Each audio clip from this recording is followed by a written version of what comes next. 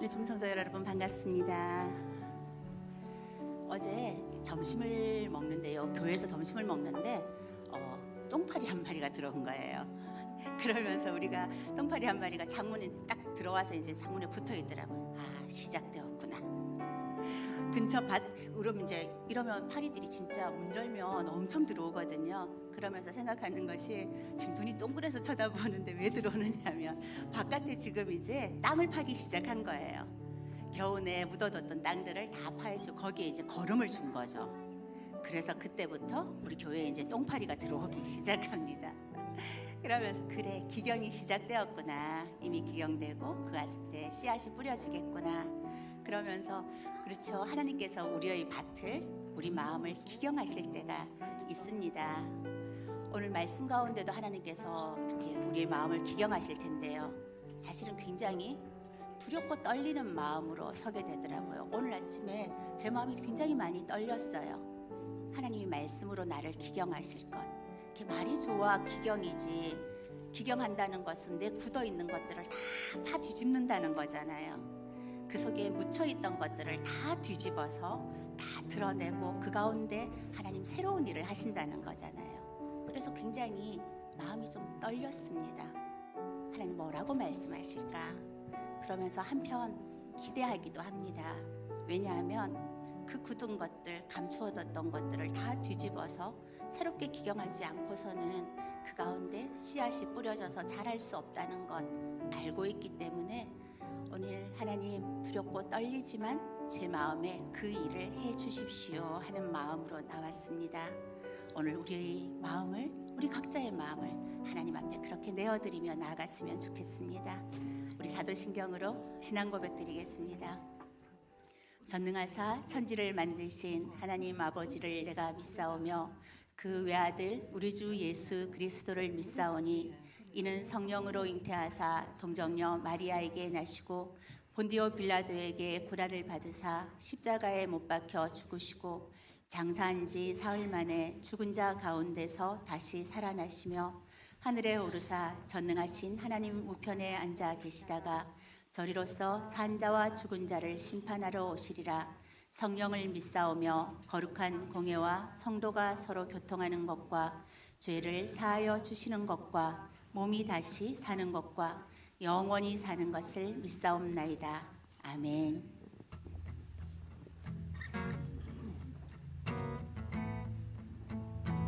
우리의 참된 피난처 되신 그 주님을 바라보며 이 시간 우리 찬양할까요? 피난처 있으니, 피난처 있으니 환난을 당한 자 이리 오라. 땅들이 변하고 물결이 일어나 산 위에 넘치되 두렵지 않네. 이방이 떠들고 나라들 모여서 진동하나 우리 주 목소리 한 번만 바라면 전하의 모든 것 망하겠네. 만유주 하나님 우리를 도우니 피난처요. 세상의 난리를 그치게 하시니 세상의 창검이 쓸데없네. 높으신 하나님 우리를 구하니 할렐루야. 괴로움이 심하고 환난이 극하나 피난처 되시는 주 하나님, 나보다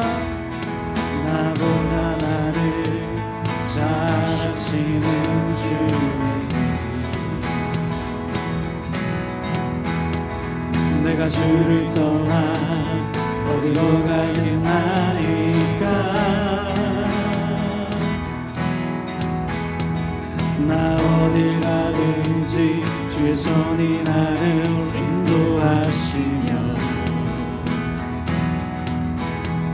주의 오른손이 나를 붙드시리다. 나를 창세전부터 계획하시고 지금까지 인도하시네. 하나님이여 주의 생각이 어찌 그리 외로우신지요. 나의 생각보다 나의 뜻보다 높이고 놀라우신 주님. 하나님이여 나를 살피사 나의 마음을 다하시오니 날 영원한 길로 인도하소서. 나보다 나를 잘 아시는 주님. 내가 주를 떠나 어디로 가겠나이까. 나 어딜 가든지 주의 손이 나를 인도하시며 주의 오른손이 나를 붙드시리다.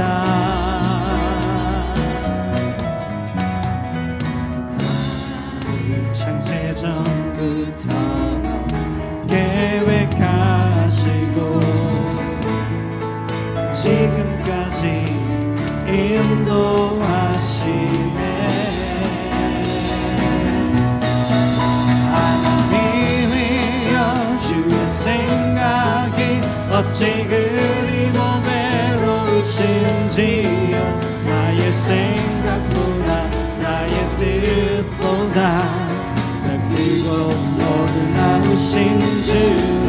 하나님이여 나를 살피사 나의 마음을 다하시오니 날 영원한 길로 인도하소서. 나를 창세전부터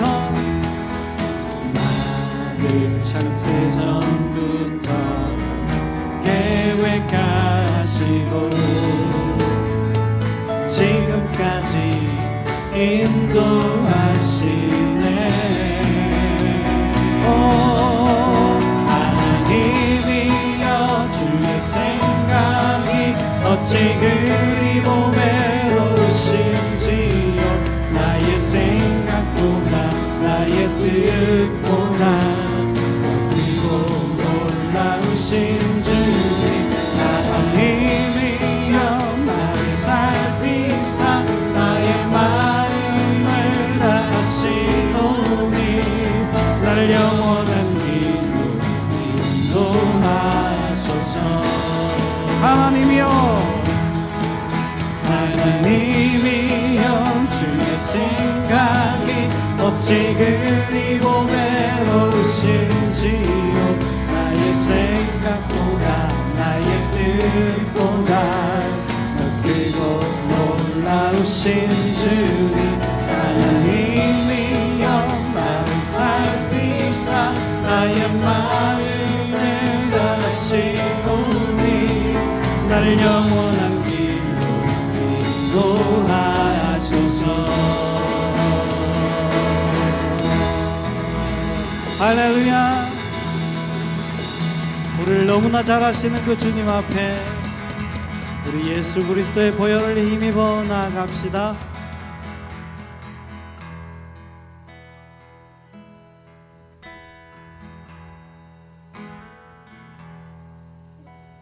주의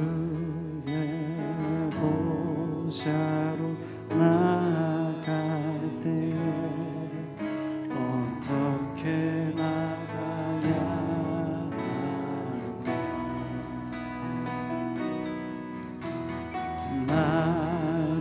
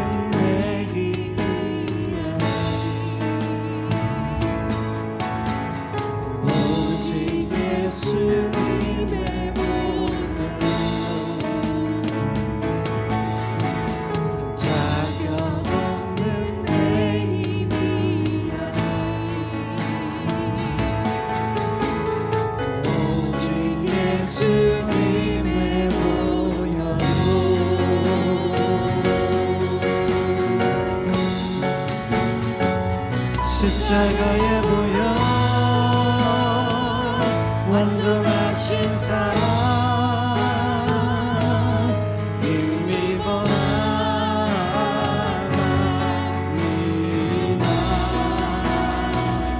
십자가의 보혈 완전하신 사랑 힘입어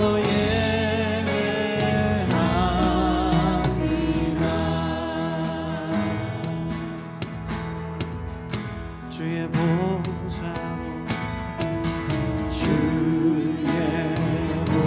보좌로 나아갈 때에 어떻게 나가야 할까? 나를 부르신 주의 십자가 그것을 주의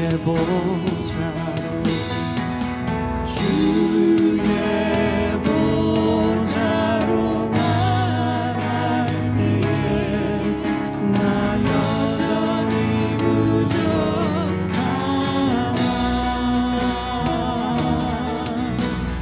나를 부르신 주의 그 사랑 그것을 믿으며 가네. 자격 없는 내 믿음이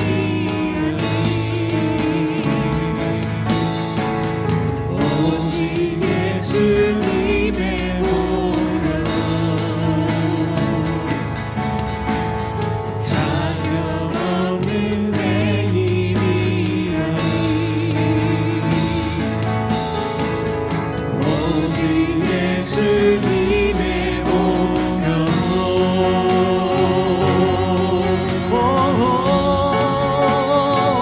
십자가의 보혈 완전하신 사랑 힘입어 나갑니다.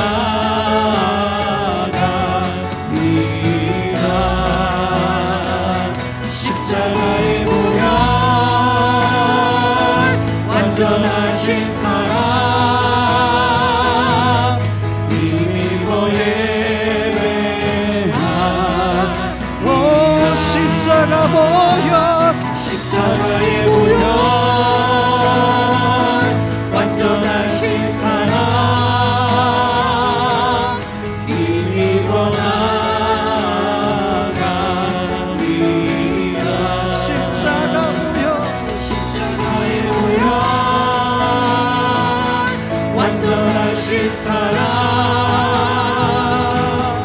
힘입어 예배 한 번 더 고백합시다. 십자가 보혈 완전하신 사랑 힘입어 나갑니다.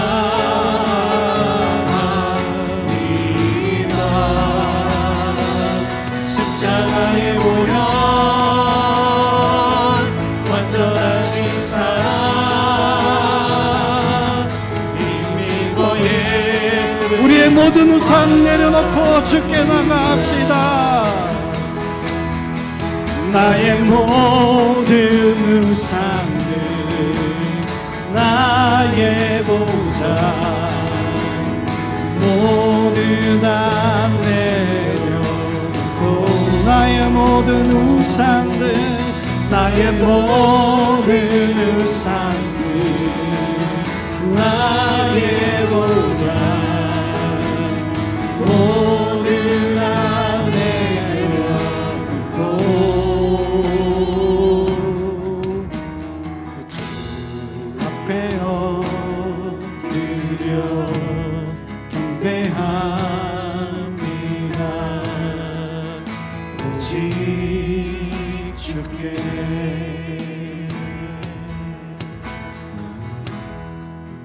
주 앞에 엎드려 경배합니다.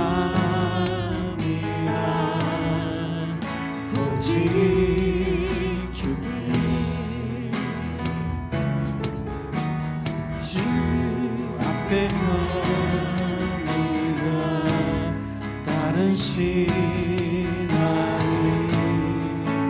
오직 주께 나의 모든 우상들 나의 모든 우상들 나의 보좌 모두 다 내려놓고 주 앞에 엎드려 경배합니다.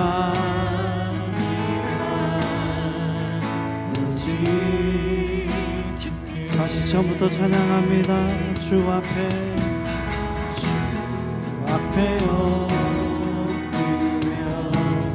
경배하리라. 오직 주께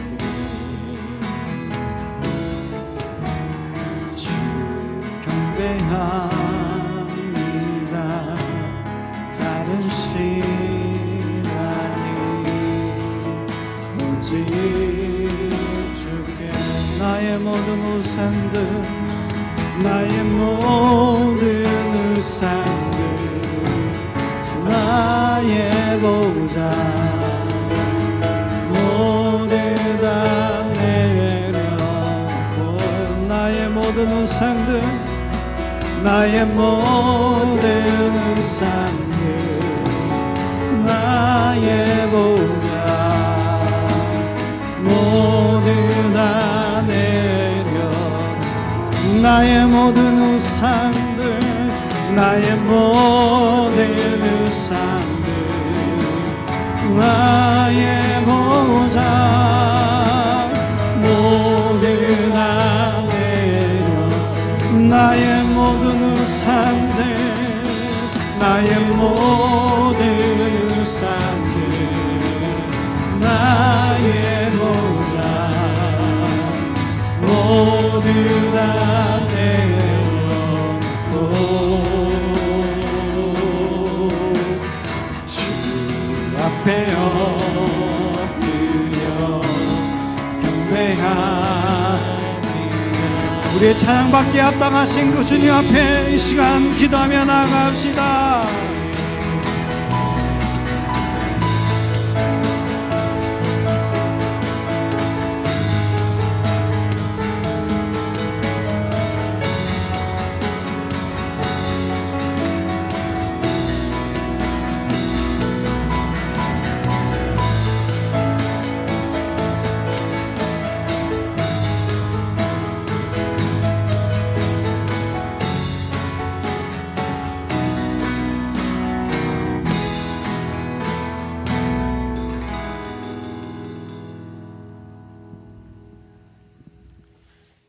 엿새 동안 세상 속에서 살다가 이 시간 하나님의 전으로 불러주시는 거룩하신 하나님을 찬양합니다.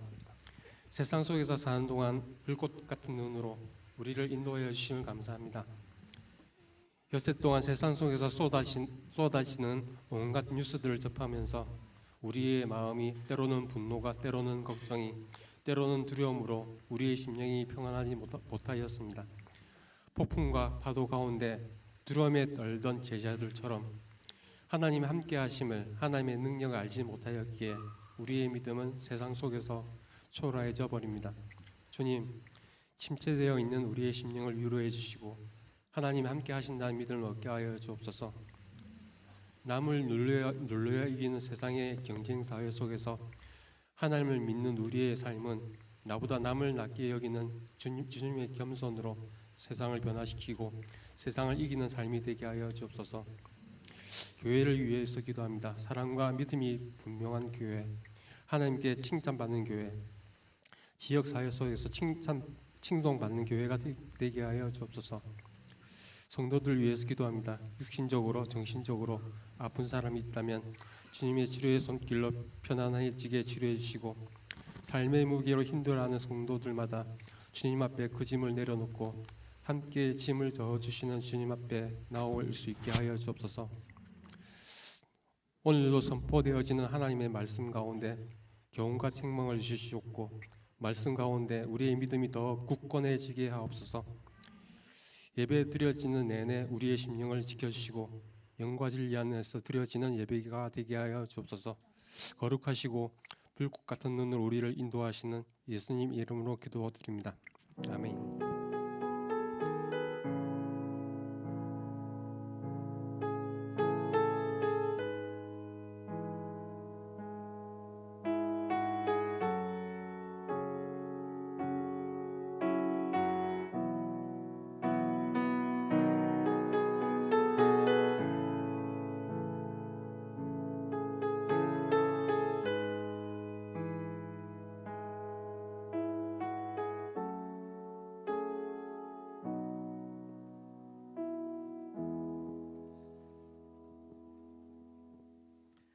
네, 광고 말씀 먼저 드리겠습니다. 우리 주보를 한번 봐주실까요? 금주 안내 그리고 내주 안내 나가 있습니다. 지난주부터 양육 안내가 나가고 있습니다. 우리 3월 19일부터 오리엔테이션을 포함해서 9주간 진행됩니다. 매주 우리 예배 마친 이후에 간단하게 식사하고 2시부터 진행되는데요. 우리 하반기에 이미 한번 작년부 양육을 하신 분들이 있으시죠. 같은 내용이 그대로 진행됩니다. 그래서 작년 하반기에 양육 듣지 않으신 분들이 신청해 주시면 좋겠고요.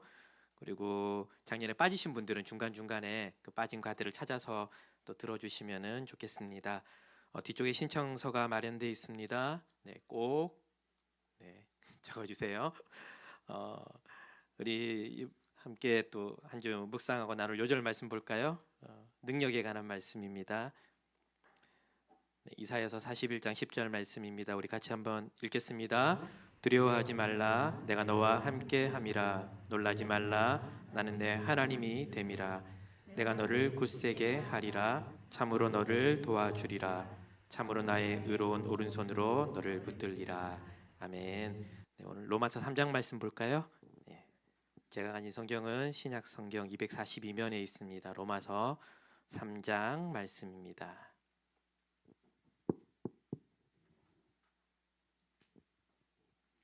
네, 오늘 3장 1절부터 8절까지 말씀 보도록 하겠습니다. 네, 다 찾으셨으면 저와 여러분이 한 절씩 교독하겠습니다. 네, 3장 1절입니다. 그런즉 유대인의 나음이 무엇이며 할례의 유익이 무엇이냐?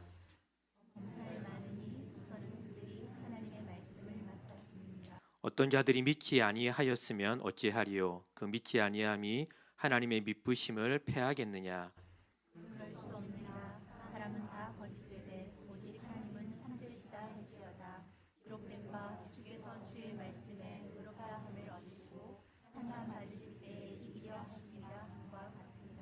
그러나 우리 불의가 하나님의 의를 드러나게 하면 무슨 말하리요? 내가 사람의 말하는 대로 말하노니 진노를 내리시는 하나님이 불의하시냐? 결코 그렇지 아니하니라. 만일 그러하면 하나님께서 어찌 세상을 심판하시리요? 그러나 나의 거짓말로 하나님의 참되심이 더 풍성하여 그의 영광이 되었다면 어찌 내가 죄인처럼 심판을 받으리요? 함께 읽겠습니다. 또는 그러면 선을 이루기 위하여 악을 행하자 하지 않겠느냐? 어떤 이들이 이렇게 비방하여 우리가 이런 말을 한다고 하니 아멘. 네, 한 주간 잘 지내셨습니까? 네, 지난 주 중에 이렇게 신방으로 또 수요예배로 뵌 분도 있고 또 지난주에 뵙고 오늘 처음 뵙는 분들도 있는데 어떻게 지내셨는지 궁금합니다. 우리는 새해가 시작되고 지난 2달 동안 로마서의 말씀을 나누고 있는데요. 저는 이 말씀이 우리 공동체 그리고 우리 한 사람 한 사람의 마음에 또 생각에 그 삶의 영혼에 어떤 영향력이 있는지 궁금합니다. 우리 공동체 제가 목회자잖아요. 네, 알고 계시죠? 네, 그래서 실제로 늘 궁금합니다. 선포되는 말씀이 또 하나님이 저와 여러분의 삶에 마음에 어떤 영향력이 있는지 늘 궁금하고 마음이 이렇게 쓰이지만 특별히 우리가 나누고 있는 이 로마서가 하나님의 복음을 나누잖아요. 이 복음은 우리의 신앙의 핵심이거든요. 그래서 이 로마서가 나누어지고 있는데 복음이 나누어지고 있기에 이것이 우리 공동체 마음에 영혼에 어떤 영향력이 있는지 어떤 일이 일어나고 있는지 더 애타는 마음이 제게 있는 것이죠. 가장 큰 고민은 이런 겁니다. 실제로 복음이 선포되면 그 복음의 말씀이 나를 해석하고 그래서 하나님의 사랑이 그리스도의 은혜가 우리의 삶의 구석구석에 영향력을 미쳐야 하는데 실제로 우리가 이 하나님의 말씀에 쉽게 반응하지 않는다는 것이 저의 가장 큰 고민입니다. 이렇게 생각합니다. 우리 인생의 시간이 지날수록 삶의 시간의 진짜가 드러난다고 생각해요. 어렸을 때는 그렇지 않고요. 그리고 20대도 우리 20대 계시지만 여러분의 삶의 진짜 진면목은 아직 드러나지 않았습니다. 여러분이 아직 추구해야 될 것이 많고 목적이 있고 힘이 있기 때문에 이렇게 열심히 달려가지만 실제로는 시간이 지날수록 우리를 감싸고 있던 이 포장지들이 벗겨져 나가고요. 그리고 날 것 같은 모습들이 드러날 때가 있거든요. 이 세상에 부딪힐수록 실제로 우리의 날 것 같은 모습들이 이렇게 드러날 때가 있는데 그때 복음이 더 간절해지고 복음이 선명하고 날카로워지지 않으면 이 죄악으로 물든 이 세상의 이 험한 파도 속에서 떠내려갈 수밖에 없거든요. 오히려 가면 갈수록 여러분 더 좋아질 것 같지만 실제로는 더 날 것이 드러나고 더 세상에 떠내려가기가 쉬운데 이런 세상에서 복음이 아무것도 아닌 것이 되고 하나님의 말씀이 우리의 욕심과 죄악 앞에서 무능한 것처럼 느껴지는 것 아닐까 이런 고민들이 있는 겁니다. 한 말씀이 멀쩡히 있지만은 이 세상이 있고 우리의 죄악된 욕심이 있으니까 그 말씀이라는 것이 별 영향력을 미치지 못하는 우리의 삶의 저 한 구석에 밀려나가는 것은 아닐까라는 고민이 있는 것이죠. 이런 현실 앞에서 저 혼자 조용히 이런 고민도 해봅니다. 정말 이 세상을 사는데 복음만이 유일한 답인가? 이런 고민을 이런 현실을 보면서 진짜 저는 저 혼자 조용히 해봐요. 너무 좁고 편향되고 험한 길만 이야기하는 것은 아닌가? 사람이 살아가는데 정말 다양한 것들이 필요하고 모두 나름의 역할과 자리가 있거든요. 그런데 복음이 그 모든 것을 제쳐두고 유일한 우리의 삶의 목적이 되어야 하는가? 이런 고민을 하는 것이죠. 복음이 우리가 살아가는데 꼭 필요한 거잖아요. 중요한 거잖아요. 하지만 모든 것은 아니지 않을까? 이런 고민들을 하는 겁니다. 여기에 대한 여러분 각 사람의 판단이 있을 거라고 생각을 합니다. 그리고 그 판단은 있지만 또 그 판단과 삶 사이에 어떤 간격도 각자 다 있을 것이라고 생각합니다. 누구도 어떻게 할 수 없습니다. 제가 강요할 수도 없고요. 실제로 하나님도 우리의 뚜껑을 열어서 그 생각은 틀린 거야 이 생각을 넣어주지 않거든요. 말씀이 선포됐지만 이 말씀 앞에서 우리 각자의 판단이 있고 또 판단과 삶 사이에 거리들이 있을 수밖에 없다는 것이죠. 그러면 우리는 로마서를 보고 있으니까 이 로마서에서 그런 복음은 어떤 것인가 하는 것이죠. 로마서에서 복음은 아까 제가 표현한 그런 고민들 제가 이렇게 표현합니다. 어중간한 것들이거든요. 이러지도 저러지도 못하는 느낌이 있잖아요, 여러분. 발을 놓지도 못하고 빼지도 못하는 그런 느낌이 있는데 로마서의 복음은 이렇게 어중간하지 않습니다. 로마서의 저자인 바울은 처음 1절부터 이 복음이 자신의 삶의 전부라고 이야기하잖아요. 예수 그리스도의 종 바울은 그렇죠? 이 표현도 그렇고요. 사도로 부르심을 받아 하나님의 복음을 위하여 무엇을 받았다고요? 택정함을 받았다라고 이야기를 하고 있거든요. 여러분 나오는 대로 이 택정함은 이렇게 바울의 표현에 의하면 창세 전부터거든요. 그러니까 자기가 이후에 복음을 듣고 돌이켰지만 알고 보니 이 복음이 자신의 창세 전부터의 계획이었다라고 말을 하고 있는 것이죠. 어중간하지 않습니다. 네, 복음이 그에게는 전부인 것이죠. 그러니까 저와 여러분이 바울의 이 말에 얼마나 동의하고 있는가와는 별개로 바울이란 사람에게 복음은 궁극적이고 최종적인 목적입니다. 그는 예수 그리스도를 만나고 복음을 알기 전에 전혀 다른 것을 추구하는 사람이었거든요. 그리고 그가 이전에 쫓아가던 것들도 실제로는 그의 삶의 전부라고 말해도 손색이 없는 것들이었습니다. 하지만 복음은 그의 삶의 모든 우선순위를 다 바꾸어 놓았죠. 말씀드린 대로 바울은 그가 이전에 쫓던 것들 이상한 것이 아니라 누가 봐도 정당한 것이었지만 바울이 복음을 쫓은 이후 순식간에 그의 삶의 가치와 방향이 바뀌고 나서 그는 이전에 그가 괜찮다고 생각했던 모든 것을 다 버려버렸죠. 그래서 그는 미쳤다는 소리도 듣습니다. 여러분 이전에 그런 표현이 있는 거 기억나세요? 그리고 그를 미쳤다고 한 사람은 그가 어떤 교육을 받았는지, 어떤 삶을 살았는지 잘 아는 사람이었습니다. 그가 봤을 때 바울은 어떤 사람입니까? 미친 사람인 거예요. 미친 사람인 거예요. 우리 현대를 살아가는 그리스도인들은 조금 제가 이렇게 좀 약간 비꼬는 표현일 수 있지만 그냥 용서하고 들으십시오. 예수를 믿어도 곱게 믿기를 원합니다. 네, 그런 얘기 듣거든요. 애들이 교회 가면 부모님 예수 안 믿을 때는요, 그래 교회 좋지, 하지만 적당히 네, 거기 너무 미치지 말고 적당히. 그렇죠. 우리도 다 마찬가지인 것 같아요. 예수를 곱게 믿기를 원해요. 우아하고 멋지고 누가 보아도 괜찮은 삶을 산다는 인정을 받으면서 예수 믿기를 원합니다. 그리스도인들 중에 내가 복음을 듣고 내가 이 복음에 미치지 않아서 고민이다라는 사람을 저는 그렇게 많이 보지 못했습니다. 오히려 이 세상에서 우아하고 멋지고 괜찮은 삶을 살기를 원하는데 그것이 안 돼서 고민이다라는 말을 제가 주로 많이 듣습니다. 제가 기도 제목이 어떤 거예요? 여쭤보면 제가 예수를 믿었는데 예수에 제가 미치지 않아서 너무 힘들어요라고 말하지 않고요. 예수를 믿었는데 왜 내 삶은 이렇게 우아하지 않죠? 왜 내 삶은 이렇게 버텨내려면 이렇게 아둥바둥 거려야 되죠? 이런 고민들을 훨씬 많이 듣는다는 것이죠. 우리가 이런 생각을 가지고 있는 것이죠. 예수를 믿었는데 하나님께서 왜 나에게 이런 삶을 살게 하는지, 왜 그런 삶은 허락해 주지 않는지 의아해하고요.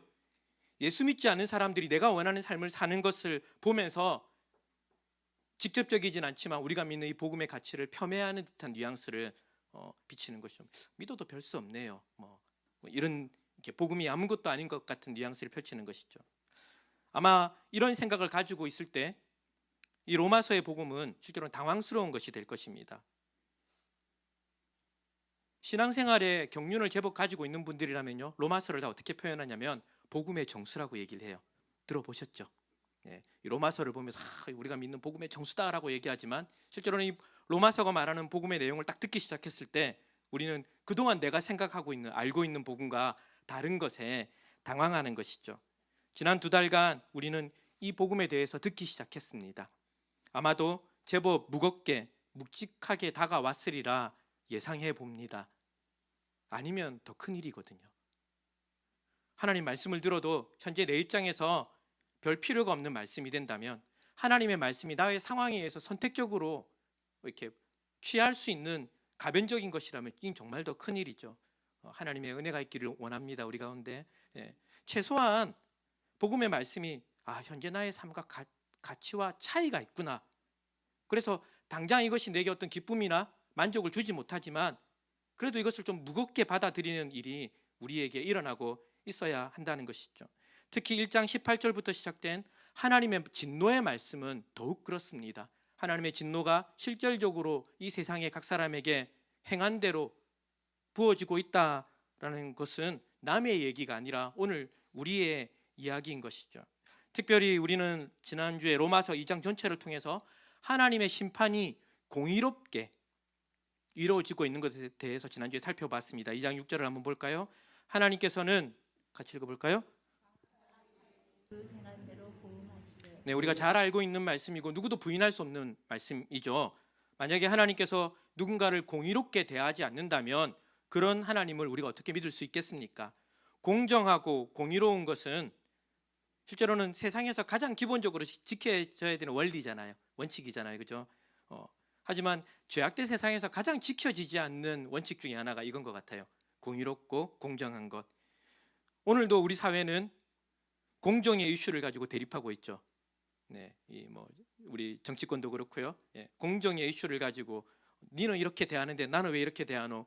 이 법이 여기 이렇게 대하면 저기도 해야지. 이런 공정의 이슈들로 우리나라가 꽤나 시끄럽습니다. 저는 당사자가 아니니까요. 제3자에서 이렇게 보고 있으면 다 내로남불입니다. 그죠? 자신이 할 때는 이유가 있어요. 근데 남이 하면 어떻게 되는 겁니까? 공정하지 않다라고 이야기를 하고 있는 것이죠. 여러분, 근데 재미있게도요, 때때로 우리 그리스도인들은 또 일반적으로 사람들은 공정하지 않은 것을 은혜로 생각할 때가 있습니다. 무슨 얘기냐면요, 우리들이 다 연약한 사람이기 때문에 행한 대로 값을 치르지 않는 것, 그냥 좀 넘어가지고 아니면 경감시켜주는 것을 우리 뭐라고 얘기합니까? 은혜다, 이렇게 얘기를 하는 것이죠. 하지만 이것은 공정하신 하나님의 은혜와는 조금 결이 다른 것 같아요. 이렇게 물을 수 있습니다. 물론 하나님께서 우리의 죄악을 넘어가 주시는 은혜를 베풀고 있잖아요. 예, 맞습니다. 우리에게 하나님께서 우리의 죄악대로 다 갚으셨다면 우리 중 살아있을 자가 아무도 없을 것입니다. 네. 하나님께서는 우리의 죄악의 값을 우리에게 정확하게 묻지 않으세요. 예, 은혜를 베푸시는 것이죠. 그렇다고 해서 하나님이 공정하시지 않은 것은 아닙니다. 그러니까 하나님의 은혜가 공정하지 않은 것은 아니라는 것이죠. 왜 그렇습니까? 우리의 죄악의 값을 하나님께서 스스로 짊어지셨기 때문입니다. 우리의 모든 죄에 대한 공정한 값을 하나님께서는 하나도 빠짐없이 다 물으셨습니다. 이것이 우리가 믿는 예수 그리스도의 십자가 사역입니다. 십자가 사역입니다. 그래서 하나님의 은혜는 공정한 가운데 공의롭게 우리에게 주어지고 있는 거예요. 그래서 6절의 말씀은 정확한 겁니다. 하나님께서는 각 사람에게 행한 대로 보응한다는 것이 정확한 겁니다. 또 이런 질문을 할 수 있죠. 성도는 믿음으로 구원받지 행위로 구원받는 것 아니지 않습니까? 여러분, 마지막 심판 때 우리가 설 날이 있을 거거든요. 네. 그날 신자와 불신자가 다 하나님의 심판 앞에 설 겁니다. 네. 그리고 나면 그날 하나님께서는 그 사람의 행위대로 공정하게 심판할 겁니다. 불신자들은 그들의 행위를 따라서 심판을 받을 것이고요. 믿는 사람들은 그 믿음에 합당한 열매가 그날 나타나야 합니다. 그래서 누가 보아도 저 사람이 믿는 사람이라는 증거가 있어야 하는 것이죠. 그래야지 불신자들이 그날 봤을 때도 이 심판이 어떤 겁니까? 공정한 것이 되겠죠.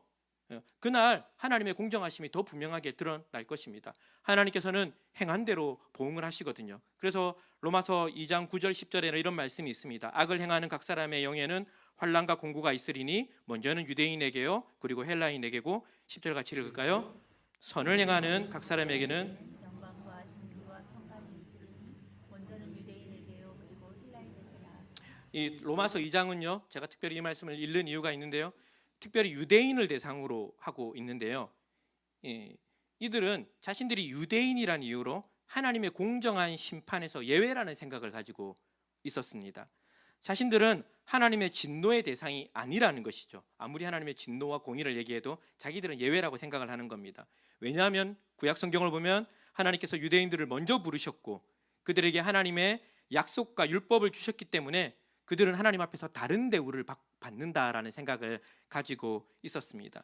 하지만 바울은 율법의 소유가 중요한 것이 아니라 율법을 행하는 것이 중요하고 이방인들도 어떤 의미에서 율법을 가지고 있다는 이야기를 12절부터 16절까지 쭉 이어가고 있습니다. 여기가 한 달락이거든요. 12절부터 16절까지.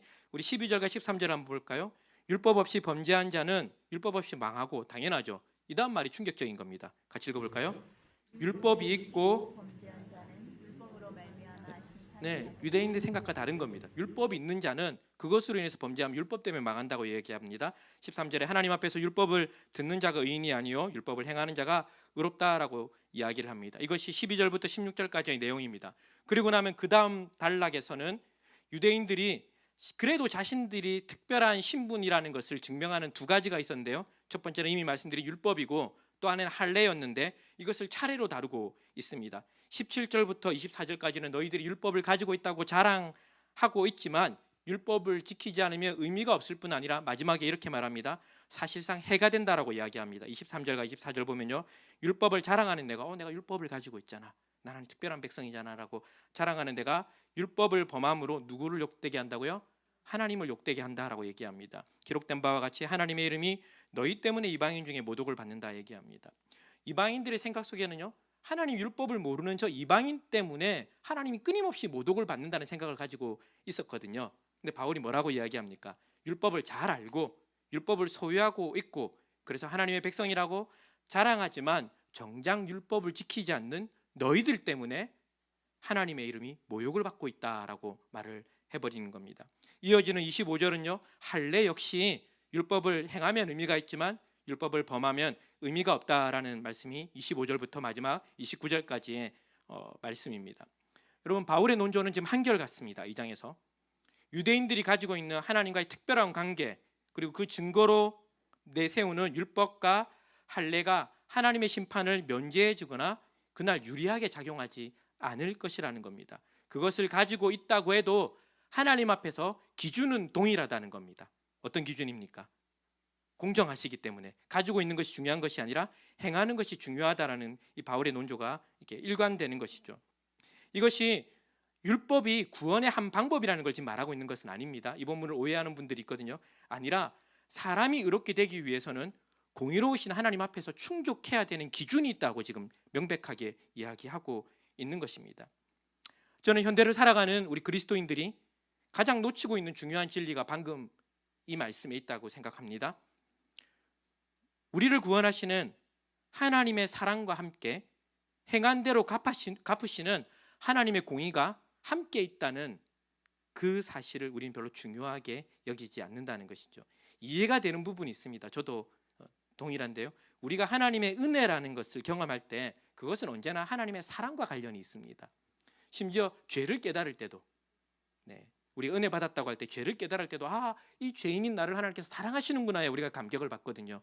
또 우리의 삶의 어려움 가운데 도움을 받는 것이든 어떤 특별한 우리가 알지 못하는 특별한 경험들을 또 가지는 분들이 있으세요. 신앙의 체험을 하시는 분들이 있으세요. 어떤 것이든 하나님께서 우리를 사랑하신다는 것을 깨닫는 것이 우리에게 은혜로 다가오는 첫 번째 스텝이거든요. 그래서 은혜를 베푸시는 하나님의 사랑에 우리는 감격합니다. 근데 여러분 잘 생각해 보십시오. 우리가 다 아는 것처럼 이렇게 경험한 하나님의 사랑과 은혜가 일정 기간 지나고 나면 어떻게 돼요? 사그러들어요. 사그러들어요. 여러분 그 이유가 무엇일까요? 여러분이 뭘 못해서 사그러들었을까요? 여러분 착각입니다. 처음부터 우리가 뭘 잘해서 은혜와 사랑이 오지 않았거든요. 우리의 조건과 관계없이 하나님의 사랑은 오고 있습니다. 그럼 왜 그것이 사그러들까요? 우리를 사랑하시는 하나님의 사랑의 방식과 목적을 우리가 제대로 이해하지 못하기 때문인 것 같아요. 여러분 하나님께서 우리를 어떻게 사랑하십니까? 하나님의 사랑의 방식이 무엇입니까? 십자가의 죽음입니다. 죽음입니다. 십자가는 하나님이 우리를 얼마나 사랑하시는가 그 사랑을 보여주는 측면도 있지만 저는 많이 동의하지 않지만 또 이렇게 우리가 감성적으로 접근할 때 정말 나를 많이 사랑하시는구나, 죽기까지 사랑하시는구나 이런 그 사랑의 크기를 보여주는 측면도 있지만 그 십자가에서 훨씬 더 중요하고 근본적인 것은 이 십자가의 죽음이 하나님이 우리를 사랑하시는 방식이라는 겁니다. 방법이라는 겁니다. 여러분 사랑을 보여줄 수 있는 방법이 많죠. 그죠? 옆에 분 손을 한번 꼭 잡아주시면 지금 또 잡으란 얘기는 아닌데요. 잡으셔도 됩니다. 여러분 그런 경험 안 하세요? 난 몰랐는데 잡았는데 이 사람이 눈물이 쪼르륵 떨어질 때가 있어요. 알고 보니까 너무 외롭고 힘들었던 거예요. 그죠? 우리가 이런 식으로 누군가의 손을 잡아주거나 친절히 대해주거나 또 필요한 것을 채워주거나 함께 있어주는 것 이런 것들이 사랑을 표현하는 다양한 방식인데요. 여러분 한번 생각해 보시겠습니까? 내가 당신을 얼마나 사랑하는지를 증명하기 위해서 죽음을 택한다면 여러분 놀라셔야 됩니다. 그죠? 이상하잖아요. 그죠? 정말 어떤 극단적인 상황이 아니라면 그것을 사랑을 보여주는 방식이라고 생각하지 않을 겁니다. 여러분 십자가의 죽음은 그 사랑의 크기를 증명하는 것이 아닙니다.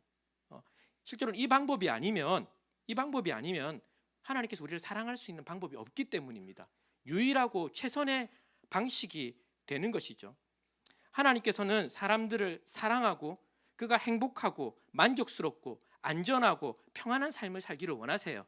하나님 여러분 너무너무 사랑하세요. 근데 그 사랑을 보여줄 수 있는 유일하고 최선의 방식이 무엇이라고요? 그분이 십자가에서 죽는 것이라는 겁니다. 여러분 왜 우리가 행복하지 않습니까? 하나님의 사랑이 우리에게 오는 것이 무엇이 방해하고 있습니까? 실제로 인류에게 드려진 죄의 문제가 바로 하나님의 사랑을 우리에게 막고 있는 거잖아요. 그리고 이 죄 문제는 죽음 이외에는 해결할 수 있는 방법이 없습니다. 이것이 성경이 가르쳐주는 죄를 해결하는 유일한 정당한 방식입니다. 그런데 세상에는 사람의 죄를 대신해서 죽을 수 있는 존재가 없어요. 공의로우신 하나님께서는 행한 대로 보응하지 않는 것이 불가능합니다. 그렇잖아요. 제가 뒤집어 얘기했지만 하나님은 사람이 죄를 지었으면 어떻게 해야 됩니까? 그 사람 행한 대로 보응해야 되는데 사람의 죽음 외에는 그 사람의 죄를 보응할 방식이 없는 겁니다. 어떻게 하셨습니까? 하나님께서 사람이 되셔서 사람을 대신해서 죽음으로 죄의 문제를 해결하신 것입니다. 이것이 하나님이 우리를 사랑하시는 최고의 방식이고 유일한 방식입니다. 그래서 여러분 우리가 이 찬양이 있잖아요. 예수님을 하나님의 공이라고 말하고 하나님의 사랑이라고 말하잖아요. 이것은 제가 봤을 때는 굉장한 진리를 담고 있는 찬양입니다. 예수님을 뭐라고요? 하나님의 뭐라고 얘기한다고요? 공이라고 얘기를 해요. 그 동시에 그분을 하나님의 사랑이라고 얘기한다고요. 이 두 가지가 다 만족되지 않으면 실제로 우리의 삶의 문제는 해결되지 않는 겁니다. 그래서 우리에게 덮어져 있는 하나님의 사랑과 은혜는 이 지점에서만 발견할 수 있습니다. 그래서 만약 여러분의 삶에 하나님의 은혜가 개입했다면, 그래서 여러분이 하나님의 존재를 알고 하나님의 은혜와 사랑을 어떻게든지 알고 경험했다면 우리는 이 은혜가 더 풍성해지는 방향으로 우리의 삶이 나아가져야 합니다. 결국은 이 하나님의 공의와 사랑을 우리가 깨닫기 전에는 우리는 하나님의 사랑을 올바르게 받아들이고 이해할 수 없는 겁니다. 즉각적으로 우리는 무엇을 통해서 내가 원하는 방식으로 하나님의 사랑을 요구하거든요. 실제로는 십자가를 가장 잘못 이해하는 것이 하나님이 나를 그렇게 사랑하시는 걸 보여주셨어라고만 생각하는 겁니다. 그렇게 나를 위해서 사랑하시는 분이 왜 내 삶은 이래? 이렇게 가는 거예요. 십자가는 그것을 보여주는 것이 아닙니다. 십자가는 하나님께서 우리를 위해서 어떤 방식으로 사랑하는지 그 대속의 방식을 정확하게 보여주고 있는 것이죠. 사람의 삶의 문제는 그가 죄인이라는 것에 있습니다. 여러분 우리의 삶의 모든 문제는 죄와 연결되어 있습니다. 이 근원적인 깨달음이 깨달아질 때 결국은 나를 사랑하시는 하나님의 사랑이 무엇인지를 알게 되는 것이죠.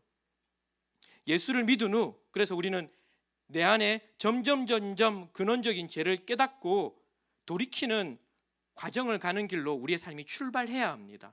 여러분 한번 물어보셔야 합니다. 여러분의 삶의 신앙생활이 어느 방향으로 가고 있는지 물어보셔야 합니다.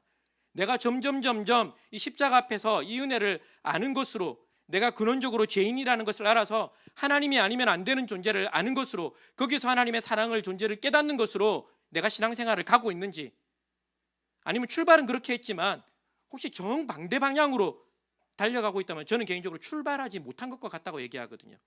어느 방향으로 가고 있는지 살펴보셔야 합니다. 잘못된 내비게이션이 인도하는 방향을 따라가고 있다면 여러분 그 길에서 빨리 돌아서야 합니다. 잘못된 세상의 가르침, 죄송합니다. 교회에서도 잘못된 뉘앙스를 저는 주고 있다고 생각합니다. 저희 목회자들이 이것을 헷갈리게 만든다고 생각을 하는데요. 잘못된 가르침을 따라서 세상과 버타며 살아가고 있지 않은지 우리 돌아보아야 한다는 것이죠. 교회와 성도는 세상의 모든 풍조와 맞서 싸워야 합니다. 세상은 우리의 죄를 깨닫게 하지 않습니다. 세상은 우리의 죄를 정당화시켜 줍니다. 여러분 가면 갈수록 그런 것 같지 않아요? 이것도 괜찮고 저것도 괜찮고 이제 다 괜찮아요. 네가 원하면 뭐든지 괜찮아 라고 가고 있지 않습니까? 물론 그 안에는 그 이전 세대가 사람을 인격적으로 잘 대하지 못한, 사람을 인격적으로 대하지 못한 불합리한 측면들이 있는 것이 사실이지만 여러분 그것이 전부는 아닙니다. 세상의 풍조가. 왜냐하면 세상의 권세를 누가 잡고 있으니까요?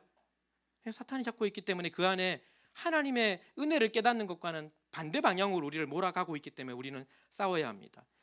믿음, 신앙은 이 세상 가운데 적당한 균형과 조절을 가르쳐주고 있지 않습니다. 여러분 혹시 그걸 원한다면 최소한 우리 교회는 아무것도 주지 않을 겁니다.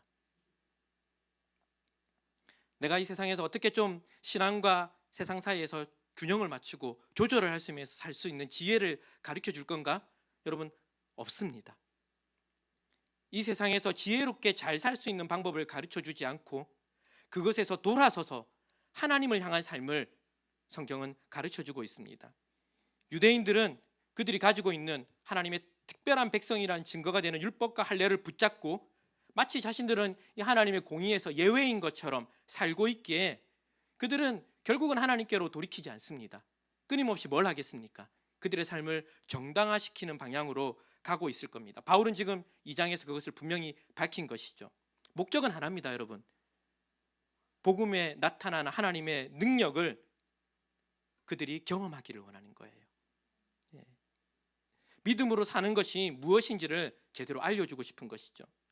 여러분 바울이 이렇게 날카롭게 지적했는데요. 유대인들의 마음이 쉽게 꺾였을까요? 바울은 그렇지 않다고 생각을 하는 것 같아요. 제가 계속해서 그 가상의 대상을 세워놓고 이야기한다고 했잖아요. 물론 완전히 가상은 아닙니다. 그가 그동안 들었던 유대인들의 얘기들을 통해서 그들이 이렇게 하면 이런 답을 할 거야라는 또 다른 대상을 하나 세워놓고 유대인들이 할 만한 항변을 3장 1절에 또 하나 하고 있습니다. 3장 1절 한번 같이 읽어볼까요? 읽겠습니다. 그런즉 할례의 유익이 무엇이냐? 무슨 얘기냐면요. 그러면 하나님께서 구약시대 유대인들 택하고 약속도 주고 증거도 주고 할례 준 거 아무 소용없는 거예요? 이렇게 물어보는 겁니다. 하나님의 뜻을 발견하고 하나님께로 가까이 가도록 돕는 이 율법 의미 없는 겁니까? 우리가 유대인으로 가지고 있었던 것 그동안 받았던 은혜가 아무 소용없는 겁니까? 이렇게 물어보는 겁니다. 바울은 유대인들이 가지고 있는 특징, 장점들을 무시하지 않습니다. 2절 가면 이렇게 얘기해요. 오히려 범사에 뭐하다고요? 많다라고 이야기를 하잖아요. 2절입니다. 네. 범사에 많다라고 얘기합니다. 그리고 그 중에 첫 번째로 그들의 하나님의 말씀, 즉 하나님이 누구신지, 그 뜻이 무엇인지, 어떻게 일하시는지, 하나님께서 그 약속을 주신 약속이 어떤 것인지를 알려주는 말씀이 너희의 거잖아라고 이야기를 하는 거예요. 두 번째, 세 번째도 있을 거예요. 우선이라고 했으니까 9장에 가면 나옵니다. 네. 근데 여기서 다 말하지 않고 첫 번째, 너 이거 받았잖아 얘기하는 겁니다. 여러분 정말 중요한 게 유대인에게 주어진 거예요. 하나님 누군지, 성품이 어떤 것인지, 어떻게 행하시는지를 알려주는 이 말씀이 누구에게 맡겨졌습니까? 유대인들에게 맡겨준 거예요. 이렇게 말해도 됩니다. 하나님께서 유대인들을 신뢰한 거예요. 이거 맡겨주면 말씀대로 살고 그래서 또 말씀을 살아서 이방인들에게 전하는 그 귀한 일들이 특권과 의무가 동시에 그들에게 주어졌다라고 말합니다. 하지만 그들이 이 말씀을 따라서 살지 않았잖아요. 그들은 하나님께서 신뢰를 가지고 맡기신 그 말씀, 그 신뢰를 깨트려 버렸습니다. 믿지 않은 것이죠. 이 지금 언어 유희거든요. 헬라어로 보면 다 비슷한 동족 언어들을 쓰고 있습니다. 맡겼다라고 할 때도 신뢰한다는 뜻이 담겨 있고요. 거기에 믿음이라는 말도 같은 의미들을 가지고 믿고 맡겼지만 너희는 믿음대로 행하지 않았잖아. 이렇게 가는 겁니다. 하지만 3장 3절을 보면요. 이것 때문에 하나님의 미쁘심, 이 같은 다 단어들이거든요. 하나님의 신실하심이 깨지겠느냐? 그렇다고 하나님 믿을 만한 분이고 여전히 신실하시다는 게 깨지겠느냐? 이렇게 말하는 것이죠. 무슨 얘기입니까? 유대인들 실패했다고 해서 너희가 하나님 믿고 맡긴 거 깨트렸다고 해서 하나님이 유대인들에게 신실하게 행하지 않은 것이냐? 하나님 그러면 왔다 갔다 하는 분이냐? 이렇게 말을 하고 있는 겁니다. 유대인의 반역의 역사, 신실하지 않은 역사 때문에 하나님이 신실하지 않다고 말하면 안 된다는 것이죠. 이렇게 되는 겁니다. 유대인들은 불성실하지만 하나님은 여전히 신실하게 행하고 있다라고 말하는 겁니다. 그래서 이어지는 4절에는 다시 한 번 이 하나님의 신실하심을 강조합니다. 그럴 수 없다. 이 원어로 보면 굉장히 강력한 단어거든요. 아니야 라고 이야기를 합니다. 그리고 다시 한번 얘기하죠. 사람은 거짓되지만 하나님은 어떻다고요? 하나님은 참되다라고 이야기를 하는 겁니다. 이건 정직하다는 말이 아니라 믿을 만한 분이다, 의지할 만한 분이다라는 것을 계속해서 이야기하고 있습니다. 4절의 나머지 부분은요, 시편 51편 4절을 인용한 것인데요. 한번 볼까요? 우리 줄친 부분만 읽어보겠습니다. 기록된 바 주께서 주의 말씀에 의롭다함을 얻으시고 판단받으실 때 이기려 하심이라 함과 같습니다. 네, 이 말씀은 시편 51편 말씀인데요. 다윗이 밧세바와 간음한 이후에 그의 죄에 대해서 또 하나님의 판결에 대해서 그가 한 고백인데요.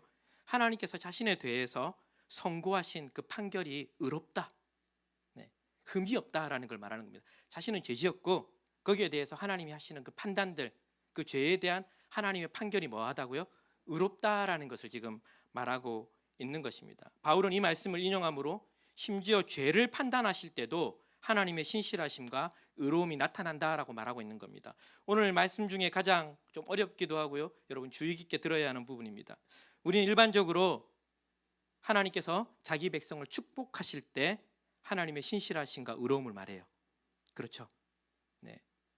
오늘 말씀은 하나님께서 그 백성을 축복하실 때뿐만 아니라 그 죄를 판단하실 때도 신실하다는 걸 지금 말하고 있는 겁니다.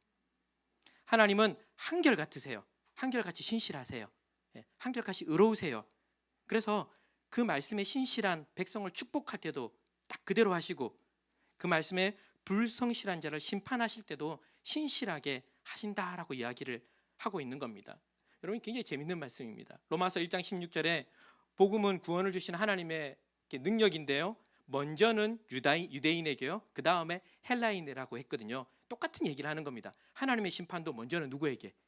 유대인에게 그렇게 넘어가고 있는 것이죠. 여러분 바울이 이런 이야기를 하는 이유가 있습니다. 유대인들은 하나님의 신실하심을 축복에만 써요. 하나님이 내 편일 때만 쓰는 거예요. 내 편일 때만 쓰는 거예요. 그래서 자신에게는 어떤 경우에도 하나님의 은혜가 있어야 된다라는 경향들을 가지고 있는 겁니다. 여러분 기독교인들에게 비슷한 경향을 저는 보게 됩니다. 제 안에도 있어요. 아무리 하나님의 공의로우심을 말해도요. 무려 지난 3주, 4주를 제가 얘기한 것 같거든요. 아무리 얘기해도 하나님의 사랑으로 모든 것을 좀 흐지부지하게 만드는 경향들이 우리가 있는 것이죠. 자신들에게 있는, 나에게 있는 하나님의 은혜와 사랑 때문에 하나님의 공의로우심에 대해서 무감각한 경향들이 우리에게 있다는 겁니다. 바울은 이렇게 말하는 겁니다. 하나님의 신실하심은 우리에 대한 신실하심이 아니라는 거예요. 실제로는 하나님 자신 성품에 대한 신실함이라는 겁니다. 그러니까 우리와 우리의 구원과 약속에 신실하시다는 것은 하나님이 어떤 분이기 때문에 원래 공의롭고 신실한 분이기 때문에 그렇게 행하는 것이다라고 말을 하지, 그것이 우리 자체에게 있다고 말하지 않습니다. 우리는 묘하게 그런 얘기를 해요. 내가 하나님 사랑을 입었으니까 하나님 나에게 신실하셔야죠 라고 말하면서 하나님 나에게 특별하게 대해줘야 되는 것처럼 끊임없이 이야기하는데, 하나님의 신실하심은 우리의 약속에게만 있는 것이 아니라 그 약속을 지키는 하나님의 원래 성품에게 있다는 겁니다. 그래서 그 성품은 뭐였습니까? 신실하고 공의롭기 때문에 그것은 축복뿐만 아니라 어디에도요, 우리가 잘못했을 때 징계하는 것에 대해서도 하나님은 신실하시다라는 것을 이야기하고 있는 겁니다. 물론 하나님께서 그 백성을 징계하실 때 궁극적으로는 우리를 온전하게 하시려는 목적이 있는 건 맞아요. 하지만 바울은 오늘 거기까지 얘기하지 않습니다. 거기까지 안 가요. 바울은 강조점을 거기까지 두지 않습니다. 명백하게 하나님의 공의로우신 성품을 우리가 인식하게 만드는 데서 딱 멈춰버리고 있는 겁니다. 그래서 우리는 절대로 함부로 하나님께서 우리를 좋게 여기겠다는 수많은 성경의 말씀들이 있잖아요. 그것 때문에 하나님 우리를 선하시게 대하겠다는 그 약속 때문에 함부로 절대로 하나님의 공의로우심을 무시해서는 안 됩니다.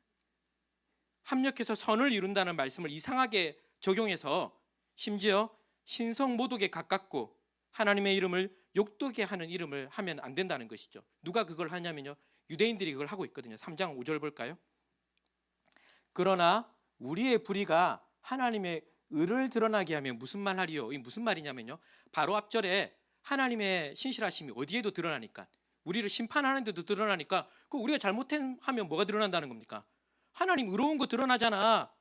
지금 이 말도 안 되는 지금 논리를 펼치고 있는 겁니다. 뒤는 바울이 뭐라는 얘기예요? 사람의 예대로 말하겠는데 진노를 내리시는 하나님 불의하냐라고 얘기하거든요. 여러분, 심판을 통해서 하나님의 성품이 드러난다고 하니까 내가 불의한 것 통해서 하나님 어떠함 드러나면 된 거 아니야? 뭐 이런 이상한 논리를 펴고 있는 겁니다. 3장 7절을 가볼까요? 더 이상한 얘기합니다. 같이 한번 읽어보겠습니다. 그러나 나의 거짓말로 하나님의 참되심이 더 풍성하여 그의 영광이 되었다면 어찌 내가 죄인처럼 심판을 받으리요. 내가 좀 잘못한 것도 다 하나님 영광이 되고 합력하여 선을 이룬다면은 그거 꼭 심판받아야 되는 거야? 지금 이런 이야기를 하는 겁니다. 여러분, 우리가 대놓고 이런 얘기하지 않지만 저는 별로 이렇게 이 말씀에 제 마음이 깔끔하지 않았습니다. 죄를 지을 때 제가 적당하게 하나님의 심판을 어떤 다른 핑계 이유를 대서 그 심판이 나에게 오지 않을 것처럼 이야기하는 제 마음들이 있거든요. 바울은 여기에 대해서 거꾸로 한마디 쏘옵니다. 8절 같이 읽어보겠습니까? 그러면 선을 이루기 위하여 악을 행하자 하지. 이런 거 잘한다. 그럼 뭐야? 대놓고 악을 행하지. 지금 이런 얘기입니다. 무슨 말도 안 되는 소리를 하냐는 것이죠.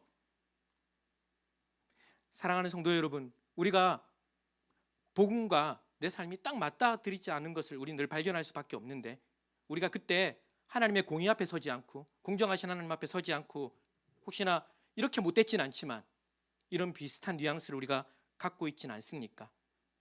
우리 연약함이 있습니다. 정말 애를 쓰는 중인데도 쉽게 고쳐지지 않는, 통회하고 자복해야 되는 죄들이 있습니다. 여러분 끝까지 들고 가세요. 한두 번 해보고 아니면은 대충 저 비슷한 마음으로 얼머부리고 끝나십니까? 여러분, 계속해서 통회하고 자복해야 합니다. 귀한 것입니다. 그런데 하나님의 공의 앞에 서 있다면요, 이 통회하고 자복하면서도 우리는 하나님의 은혜와 사랑을 경험하게 됩니다. 왜 그런지 아십니까? 현재 내가 통회하고 자복하지만 그 죄악을 계속 짓고 있잖아요. 그러면 그것은 공의로우신 하나님 앞에서 뭐 받아야 하는 겁니까? 심판받아야 하는 것인데, 그것이 지금 그리스도의 은혜로 내가 계속 사함받고 있는 걸 우리가 동시에 보는 것 아닙니까? 내가 죄를 갖고 나갔어요. 안 돼요. 어려워요. 힘들어요. 하지만 최소한 그 죄 때문에 지금 내가 뭘 받고 있다는 걸 아는 겁니까? 하나님의 은혜를 받고 있다는 걸 아는 걸 우리는 그 자리에서 경험하게 되거든요. 여러분, 죄로 인해서 우리가 하나님의 은혜를 경험하지 못하는 것이 아닙니다. 여러분, 절대로 그렇게 착각하시면 안 됩니다. 그것은 단지 내가 성질 나는 겁니다. 내 마음대로 안 되니까 성질 나는 거예요. 내가 죄인인 것을 더 보기 싫어서 적당히 외면해 버리는 것이죠. 우리는 그 은혜를 붙잡고 그 죄와 피 흘리면서 싸워야 합니다. 왜 그렇습니까? 하나님은 공의로우신 분이기 때문에 그렇습니다. 우리가 그 죄를 하나님의 공의 앞에서 제대로 다루지 않으면요, 우리는 마치 유대인들처럼 뻔뻔해지는 겁니다. 말은 이렇게 하지만 그래, 죄 때문에 내가 죄인이지 말하지만 실제로는 하나님의 오래 참으심과 사랑을 멸시하고 있고, 심지어 바울은 하나님의 진노를 쌓고 있다라고 말합니다. 우리 2장 4절과 5절 말씀 볼까요? 같이 읽어보겠습니다. 혹 내가 하나님의 인자하심이 너를 인도하여 회개하게 하심을 알지 못하여 그의 인자하심과 용납하심과 길이 참으심이 풍성함을 멸시하느냐라고 이야기를 하고 있습니다. 그 다음 절은 무시무시하죠. 다만 내 고집과 회개하지 아니한 마음을 따라 진노의 날 심판이 나타나는 그날에 임할 진노를 내게 쌓는 여러분, 공갈 아닙니다. 공의로우신 하나님이시기 때문에 우리의 죄는 하나님 앞에 뭘 쌓고 있는 겁니까? 진노를 쌓고 있는 것이고요. 그때마다 그리스도의 갚으시는 은혜가 우리를 덮고 있는 것이지 그 진노가 쌓이지 않는 것은 아닙니다. 여러분, 그렇게 해야지만 현재 내게 있는 그 사랑이라는 것이 놀라운 것이고요. 우리가 이 죄악 가운데 있는 삶에서 우리를 돌이키는 방향으로 가고, 결국은 그것이 복음이 말하는 하나님의 그 풍성한 은혜로 들어가게 하는 것이죠. 우리 모두 오늘 그리스도의 은혜가 필요한 영역이 있습니다. 안 되는 영역이 있잖아요. 하나님의 공의 앞에서 우리가 서 있을 때만 보이는 영역이 있습니다. 여러분, 그냥 두지 마십시오. 명백하게 하나님 대신에 다른 것을 더 사랑하고 우상 숭배입니다. 음란하고 거짓되고 도둑질하는 일들을 여러분 멈추시고 하나님 앞에 나아오십시오. 그냥 두고 있으면, 여러분 찜찜한 대로 두고 있으면요, 계속 찜찜한 대로 삽니다. 은혜도 받지도 못하고 돌이키지도 못하고 마음이 여러분 불편하고 지옥입니다. 하나님 앞으로 가지고 나오십시오. 공의의 하나님 앞에 가지고 나오십시오. 그리고 하나님께서 그것을 어떻게 판단하시는지 보시고 그 위에 그리스도의 은혜가 어떻게 덮어지는지를 보아서 오늘 내게 부어주시는 하나님의 은혜와 사랑을 누리십시오. 그리고 이것은 궁극적으로 복음의 풍성함을 누리는 것으로 우리를 데려갈 것이고요, 복음이 우리의 능력인 것을 알게 하실 것입니다. 하나님의 은혜와 사랑으로 살아가는 저와 여러분이 되시기를 주님의 이름으로 축원드립니다. 네, 우리 함께 기도하고 찬양하고 우리 기도하도록 하겠습니다.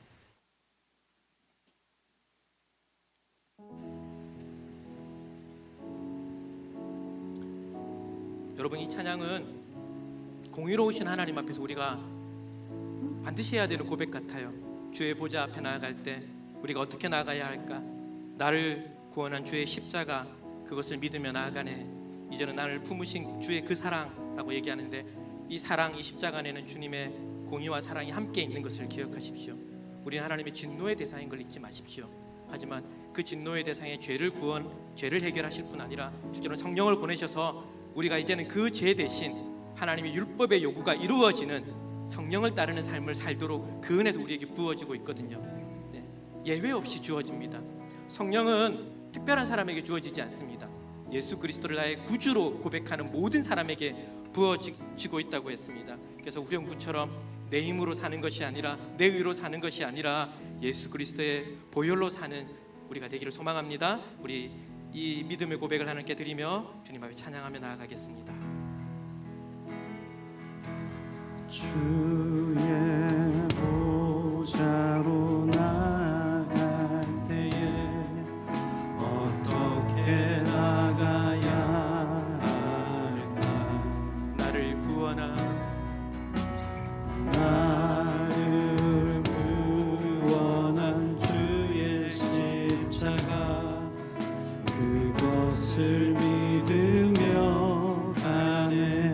주의 보좌로 나아갈 때 주의 보좌로 나아갈 때에 나 여전히 부족하나.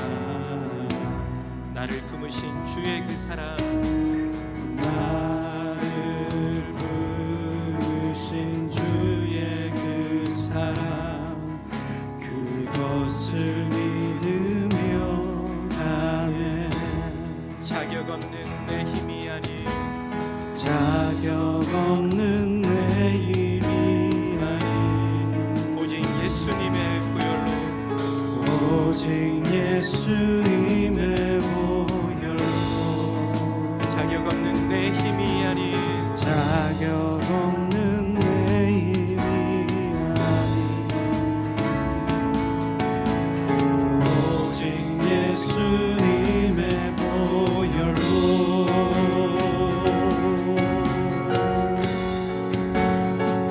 십자가의 보혈 완전하신 사랑 힘입어 나갑니다.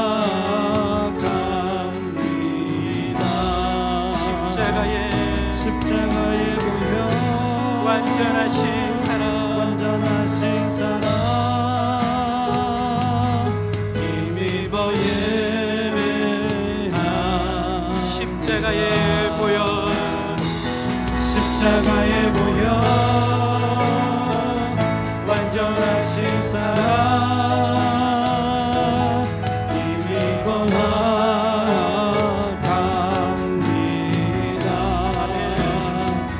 십자가의 보혈 완전하신 사랑 힘입어 예배합니다.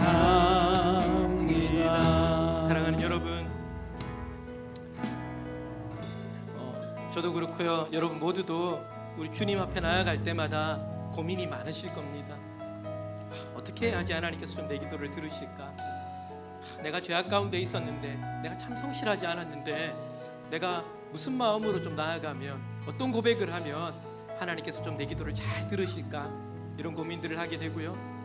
또 이렇게 하나님 앞에 나아가는 기간들이 길어지고 나면은 이제는 서먹해서 죄송해서 나아가지 못하는 것들도 우리가 경험하게 됩니다.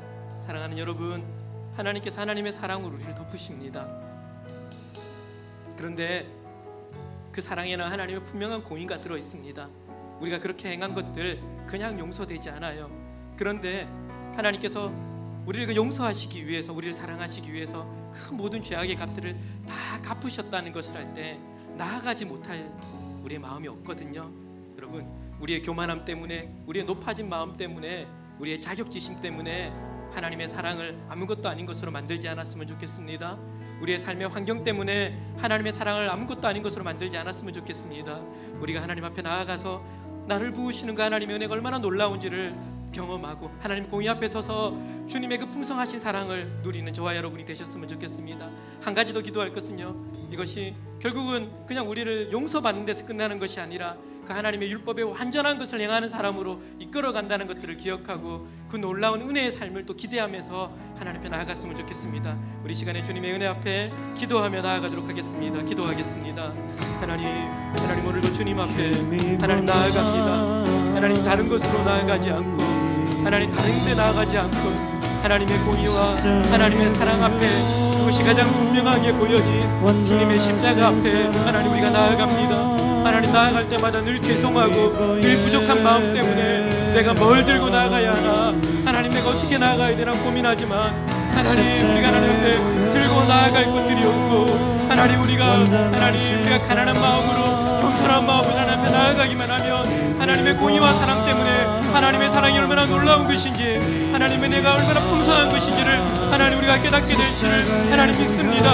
하나님 우리가 유대인들처럼 내가 뭘 해야 나아갈 것처럼 생각했던 교만한 마음들을 버리고, 내가 마침 자격이 있는 것처럼 하나님 생각했던 그 모든 높은 마음을 버리고 내게 있는 어떤 것이 하나님 앞에서 나를 잘 봐주게 만들 만한 그런 것이 있는 것처럼 하나님 높아진 마음으로 죄악된 마음으로 하나님 나아가지 않도록 하나님 우리에게 은혜를 베풀어 주시옵소서. 하나님의 공의 앞에 우리를 세우게 하시고 하나님 우리가 자격 없음을 깨닫고 하나님 그 자리에서 하나님의 은혜의 풍성함을 알고 하나님께서 평생 우리를 어떤 방향으로 어떤 사랑으로 얼마나 놀라운 은혜로 이끌어 가시는지 경험하는 우리들 되게 하여 주시옵소서.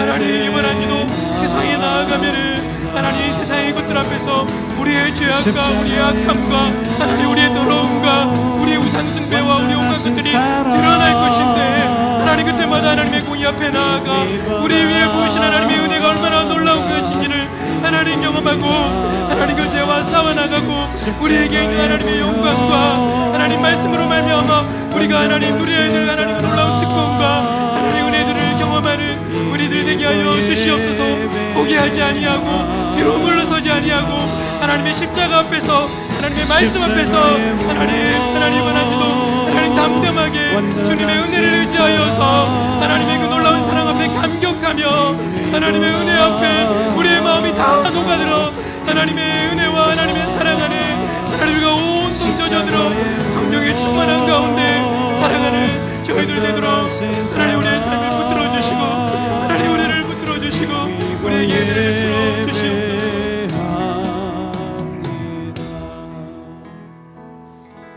하나님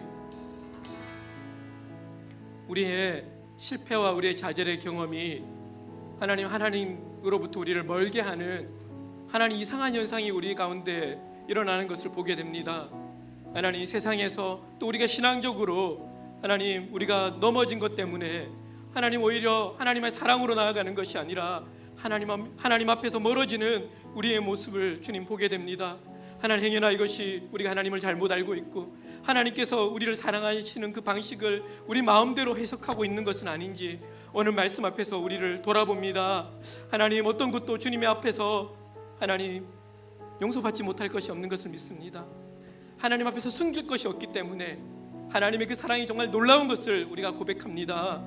하나님 이번 한 주 우리가 또 나아가면은 세상 앞에서 하나님의 메시지와 다른 메시지를 듣게 될 때 우리 가운데 그것을 가지고 싶은 그것 때문에 불만족하는 우리의 죄악된 본성들이 수없이 올라오는 것을 우리가 이번 한 주 나아가면 발견할 것인데 주님 그때마다 우리가 그것을 이상히 여기지 아니하고 우리가 하나님의 은혜가 필요한 존재인 것을 그 자리에서 알아 주님 앞에 은혜를 구하는 자들 되게 하여 주시옵소서.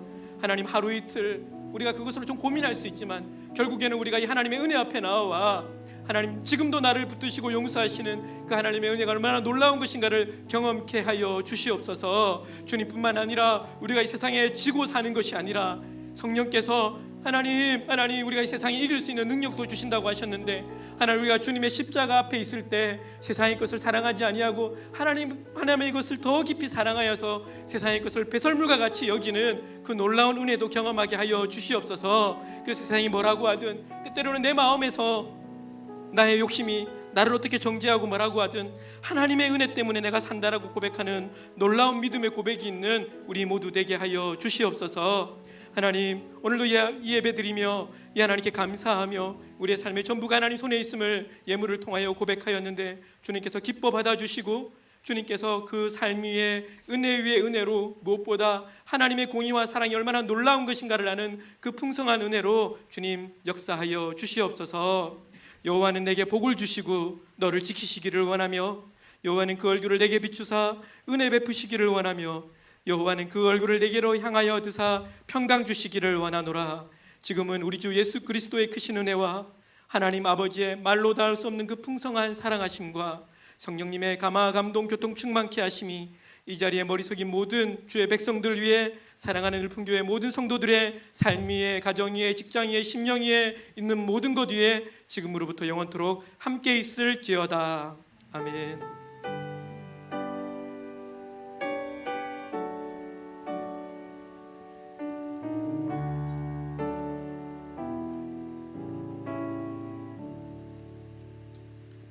네, 감사합니다. 우리 옆에 분하고 한번 인사하시겠습니까? 사랑합니다. 네, 손도 잡아주시고요.